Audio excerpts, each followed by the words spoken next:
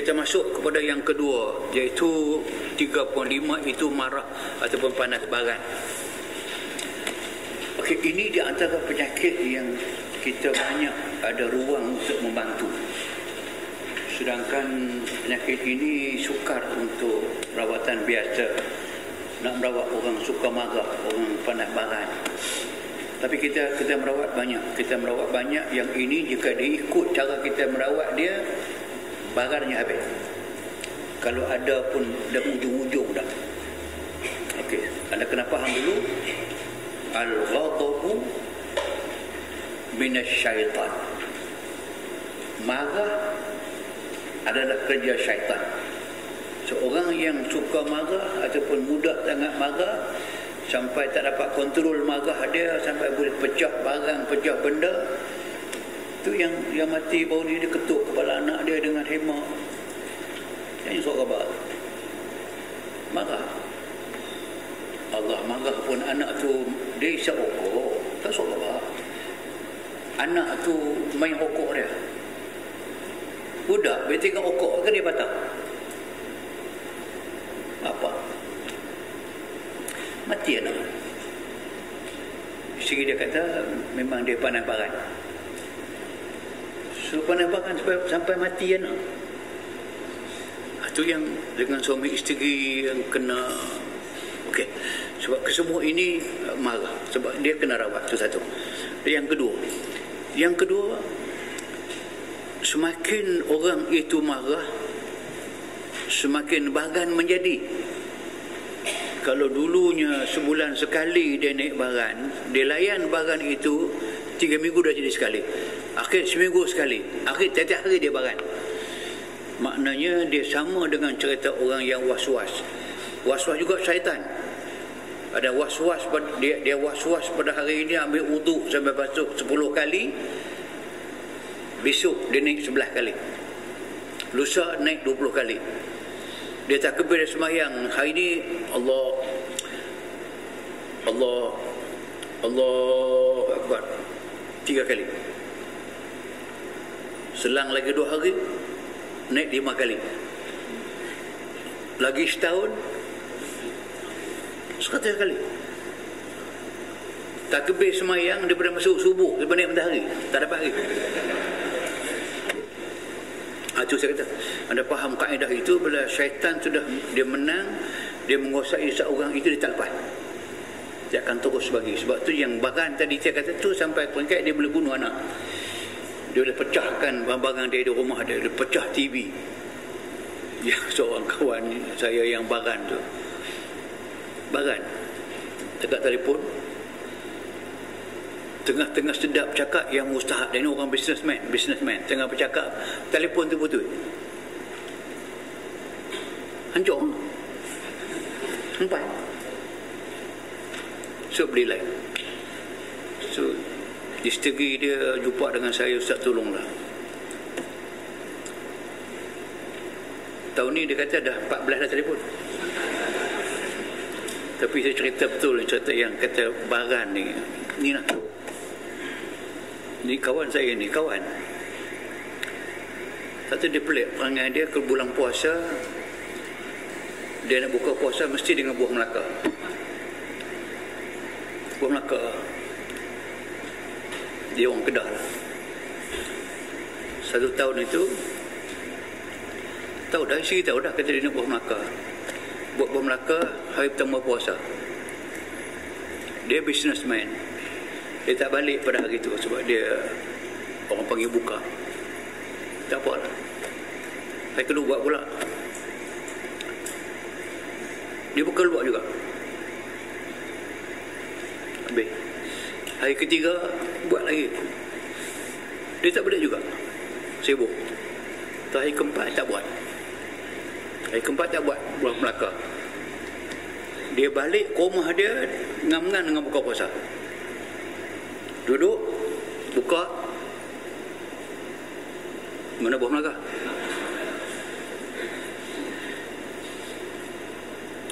Isteri dia kata, abang, saya buat 3 hari dah, abang tak balik. Saya tak buat. Dengar tak buat saya, dia angkit meja ni. Tunggang. buka peti air dia, pat, tumbang, dia pecah pintu semua kali, start kereta, pergi buka di luar. Anda kata apa? Dia kata, buat kerja hang, makan kerja aku. Aku tak makan dengan kata. Tapi sekarang dah. Kita ada ubat dia memang dah habis. Okey, sebab saya nak fahamkan dulu, cerita itu mengatakan bahawa bila ini dia syaitan campur, kalau kita biar dia makin teruk dan kena rawat. Okey, rawat macam mana? Itu tu ada makna tu. Man kazama ghaizan wa huwa qadir. Sesiapa yang dapat menahan kemarahan padahal ia mampu untuk melaksanakannya, Allah akan menagihkan di hadapan kita. Kita baca. Okey. Nabi sebut banyak. Tu lagi hadis 115 tu, apabila Nabi SAW itu ketika marah membaca a'udzubillahi minasyaitonir rajim. Okey, ini yang pertama. Pertama, orang itu dan kita nak rawat dia pun kena banyak membaca isti'adzah, kena baca banyak kali, beramal dengan a'udzubillahi minasyaitonir rajim. Itu saja. Ulang beberapa kali baca isti'adzah. Itu satu. Yang kedua, kalau dia marah itu waktu dia berdiri, kita sedang berdiri, kita marah, hendaklah duduk atas kursi. Kalau duduk atas kursi dah, suruh dia bersilah atas lantai. Sebab dia marah ini, dia semakin meninggi sebagai marah. Dia duduk atas duduk kursi, marah juga dia duduk di bawah. Kalau di bawah pun dia marah juga, dia kena tidur. Itu melawan arus kemarahan. Okey. Yang penting sekali, hendaklah dia pergi ambil wuduk waktu dia marah. Kalau anda sendiri pun termasuk orang yang pemarah, tahu kata kita pemarah, kalau rasa nak marah saja, kena pergi ambil wuduk. Itu dia berkata, al-humma min payhi jahannam fa'abridu bil ma. Kalau kita panas, itu pertanda api neraka, disejukkan dengan air sejuk. Wasyaitanu minan nar fa'abridu bil ma. Syaitan juga daripada api, kamu padamkan api itu dengan air. So maksudnya orang itu kena mandi. Cara ambil wuduk kan, wuduk satu daripada rawatan, yang keduanya kena mandi. Ini nak rawat, sebab kalau tidak buat demikian, dia nak padam api di mana. So daripada diri kena duduk kena ke bawah, satu. Yang kedua tadi ni kena ambil wuduk. Lepas ambil wuduk kena pergi sembahyang. Sembahyang apa? Sembahyang sunat. Yang ketiga tadi, dia marah, dia kena tahulah nak ubat marah dia kena pergi mandi. Lepas mandi ambil wuduk, lepas wuduk dia sembahyang.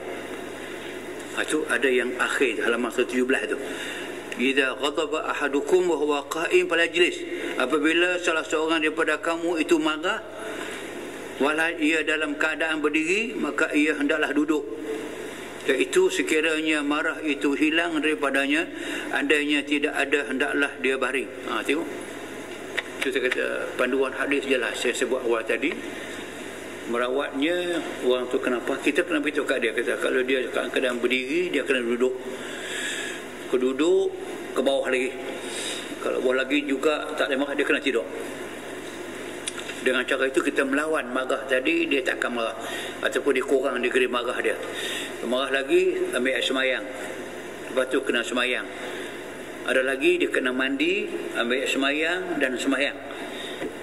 Semuanya adalah proses untuk menyejukkan dan akhirnya akan menjadikan dia itu rendah diri dan okey, ada benda yang kita boleh baca dalam ketika itu. Selalunya kita beramal dengan baca 3 qul. 3 qul. Qul huwallah, qul falaq, qul binas. Dan orang itu pun suruh dia baca 3 qul. Air yang kita buat pun baca Fatihah dengan 3 qul.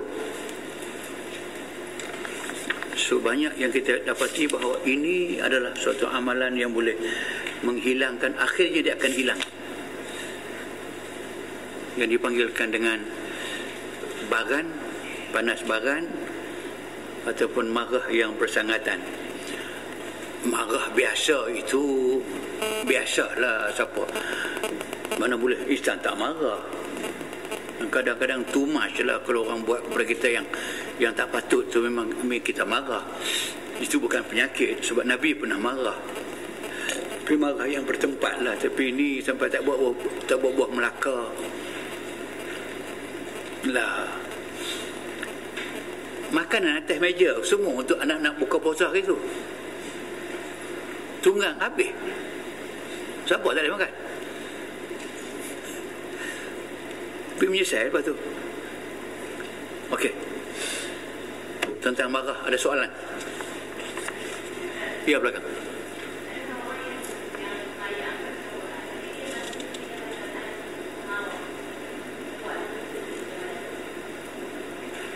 Tak faham. Tak ada orang.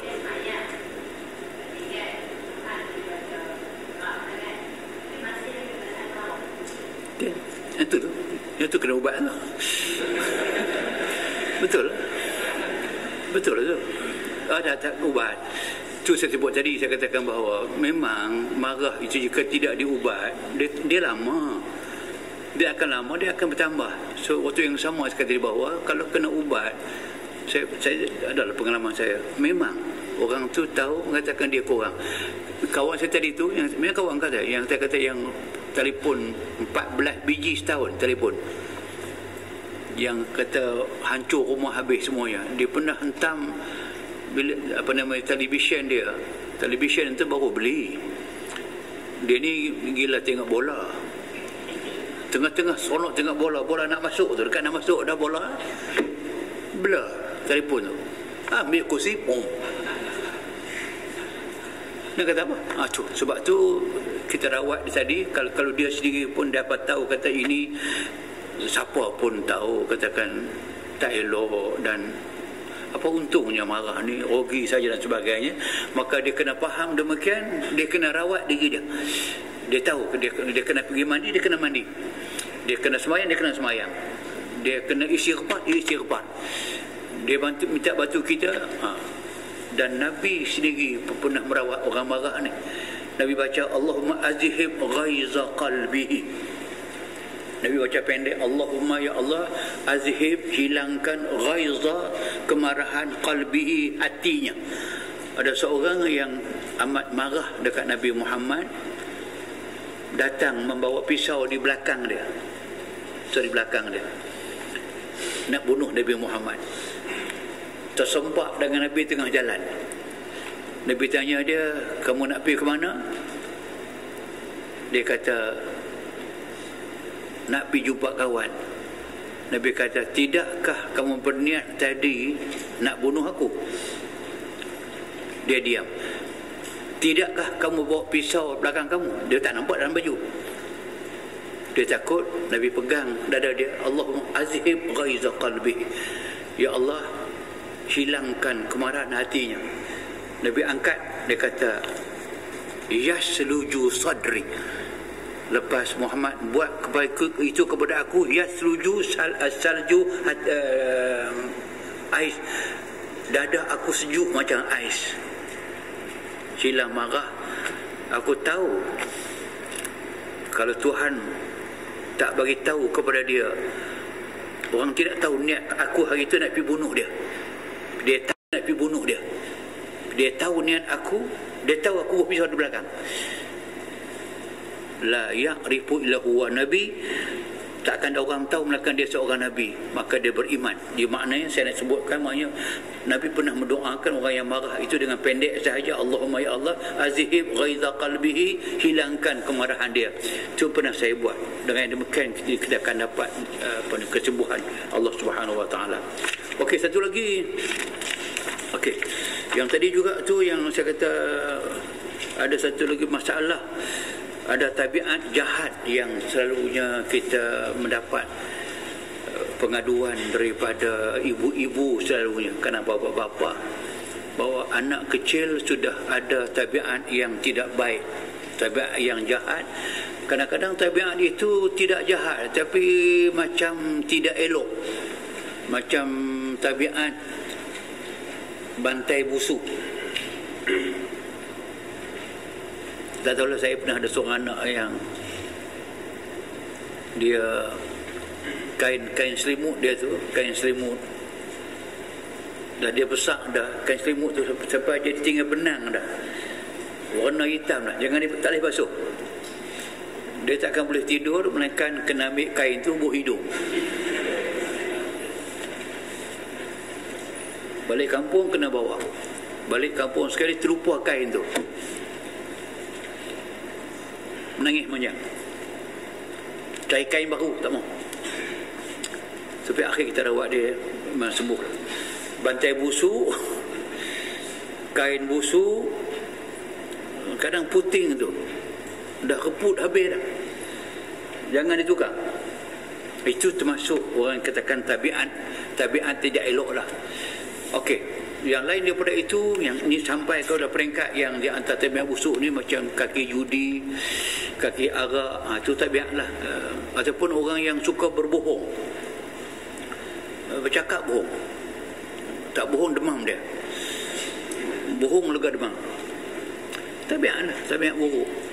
Suka mencari keburukan orang, tak nampak keburukan diri.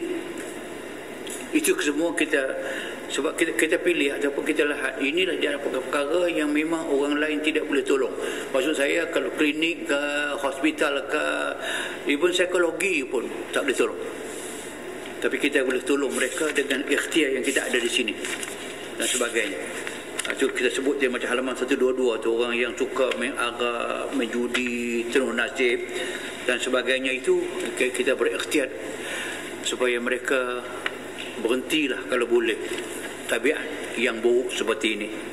Okey, satu yang asas yang anda kena faham dulu, mengatakan bahawa memang dalam Islam, dalam sejarah Islam, banyak sangat di kalangan sahabat Nabi yang anak-anak mereka bermasalah, suami mereka bermasalah, isteri bermasalah, datang berjumpa dengan Nabi, minta Nabi ikhtiarkan sebagai doa. Nabi tak apa, doa makbul, maka Nabi berdoakan kepada mereka dan apa yang Nabi doakan itu telah berhasil.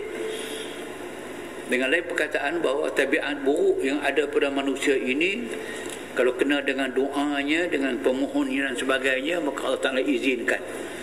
Yang di antara yang sabit kita tahu mengatakan bahawa banyak sahabat-sahabat Nabi itu yang benar, yang susah nak menghafal Quran, menghafal hadis. Di antara yang benar sekali pada mulanya ialah Ibn Abbas, Abdullah, sebapa ada. Dan Abbas bapa saudara Nabi, Abdullah sepupu Nabi. Abbas bawa anak dia jumpa dengan Nabi, mengadu kata, sepupu kamu ini rajin tapi benar, boleh doakan supaya dia mudah belajar ke tidak. Itu yang sabit Nabi kata doa, Allahumma alimhu ta'wil wa faqihhu fiddin. Satu riwayat mengatakan bahawa Nabi berdoakan dan katakan bahawa Allahumma dzakirhu ma nasiya wa alimhu ma jahila. So banyaklah doa. Yang penting Nabi doakan begitu. Lepas Nabi doa saja, berubah dia. Yang malas berubah kepada rajin, yang benar berubah kepada cerdik dan mudah dihafal. Termasuklah orang-orang yang telah melakukan pekerjaan yang buruk. Masih ada sahabat yang berperangai jahat, tapi Nabi doakan kepada mereka doa makbul. Sebab itu maka kita bersiap diri dengan beberapa ikhtiar untuk mengubahkan orang yang masuk dalam tabiat jahat ini. Di antara tabiat jahat itu jelas daripada perbuatan tadi, ada penzina, peminum arak. Yang sekarang ini adalah orang-orang yang terminum dadak ataupun ekstasi, pil khayal. Adapun orang yang suka melakukan perkara-perkara yang Ada orang, saya rawat seorang, dia bekas banduan kerana bunuh orang, simbah asid kepada 2 orang perempuan, masuk jail, keluar, bunuh orang yang langgar kereta dari belakang, turun, dia ambil hammer, bantai kepala dia, mati. Tapi akhirnya dia kata dia insaf, dia jumpa dia nama dia Arifin, isteri nama dia Zabaidah, saya ingat lagi. So, Zabaidah jumpa dengan saya, dia kata saya cikgu, suami saya dulunya kerja bawa kereta driver, lepas tu kena masuk jail dan sebagainya. Dia kata dia nak bertaubat, tapi dia nak bertaubat depan ustaz. Dia kata dia nak minta ustaz doakan supaya dia berhenti. Tak apa, saya kata marilah. Saya kata kena mengaku depan saya dulu bahawa saudara nak berhenti kerja ni. Satu dia minta, saya nak mengaku saya nak berhenti semua kerja ni, tapi jangan ada orang menghina saya. Kalau orang hina saya bunuh dia. Tak boleh lah. Tak, saya tak apa. Saya boleh berhenti arak, saya berhenti judi tak apa. Saya berhenti dengan pelacur saya boleh. Tapi saya pantang sangat jangan orang hina saya. Hina saya bunuh. Dia pujuk telefon. Sebab akhir sekali tak pernah dikat ceritanya, dia sanggup berhenti. Tak apa, saya kata orang hina pun sabar. Tak apalah. Yang penting sekali kena okey. Poin sayanya, orang yang jahat tadi itu kena mengaku depan kita, dia kena ikrar. Kalau dia seorang peminum arak ke, dia seorang isap dadah ke, kena mengaku depan saya, ustaz, saya mengaku saya nak berhenti daripada kerja ni. Dia kena sebut ke dadah, saya nak berhenti isap dadah. Jika dia penzina, nak berhenti daripada berzina. Jika dia main judi, nak berhenti. Kena sebut ke semua itu. Lepas sebut, berjabat dengan dia. Saya terima pengakuan kamu berjanji dengan saya, kamu nak berhenti. Saya berjanji. Lepas tu kita doa. Apa doa dia? Ada tu. Yang kita nak baca sangat depan dia, yang nombor 5 tu. Yang atas tu, ayat kursi 1 kali tu, ayat Ikhlas 1 kali tu, kalau boleh anda tolong buat air dekat dia. Tapi kalau kena dengan keluarga kita, anak kita, auzubillah lah. Abang kita, adik kita, kita kena buat lah. Kita baca lepas Fatihah. Ini kita ambil daripada halaman 121. Fatihah sekali, selawat munjir itu 100 kali, ayat kursi 100 kali, Al-Ikhlas 100 kali. Lepas tu ayat ini, ayat akhir ni sekali, ayat Al-Ma'idah sampai akhir. Yang ni saya nak baca, yang akhir ikut saya. Bismillahirrahmanirrahim. Ya ayyuhalladzina amanu innamal khamru wal maisiru wal ansabu wal azlamu rijsun min amali syaitan fajtanibuhu la'allakum tuflihun. إنما يريد الشيطان أن يوقع بينكم العداوة والبغضاء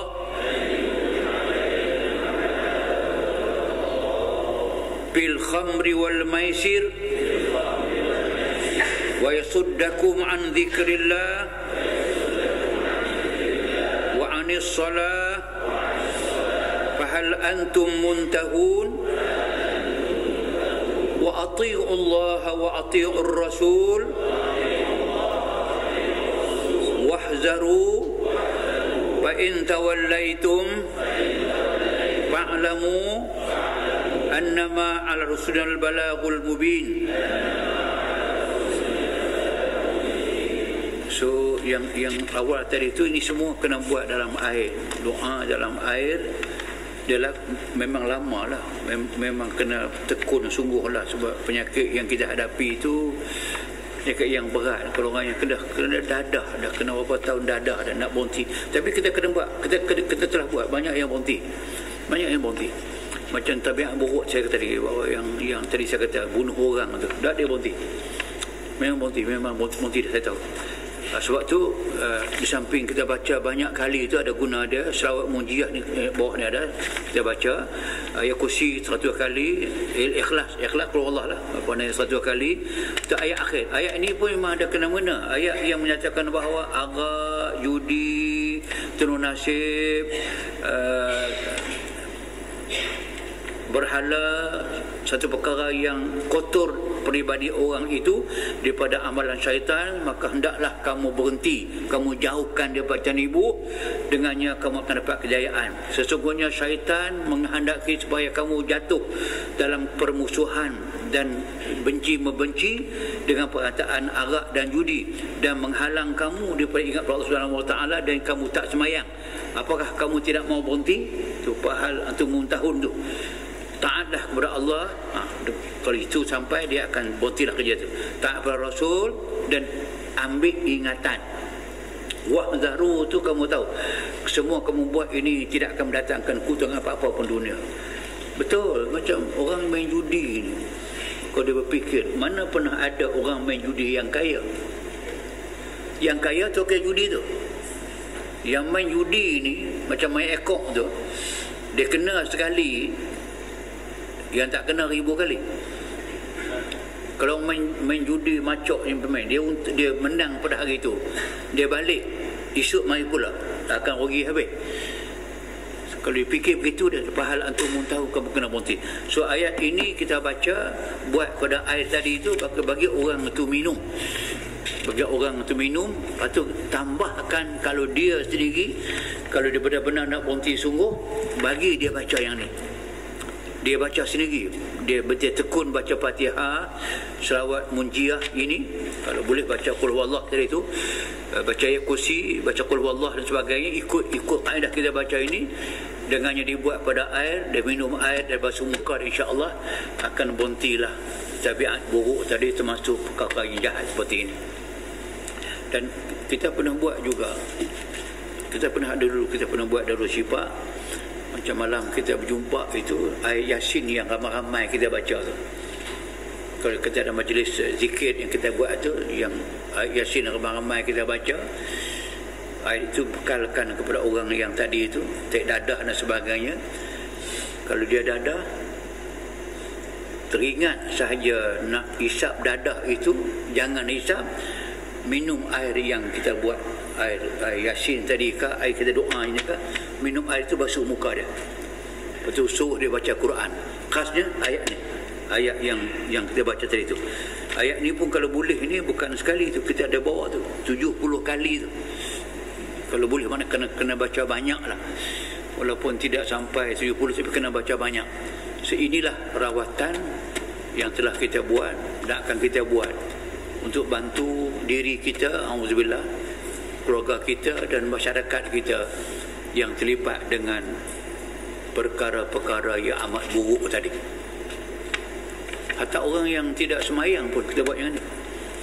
Ada orang yang tidak semayang, tak mau semayang, kita buat air ni. So insya-Allah dia akan membantu diri dia. Itulah 3 perkara yang sempat hari ini kita belajar, dan tak lama sudah akan habis insya-Allah taala, dan kita berbincang secara umum. Silakan.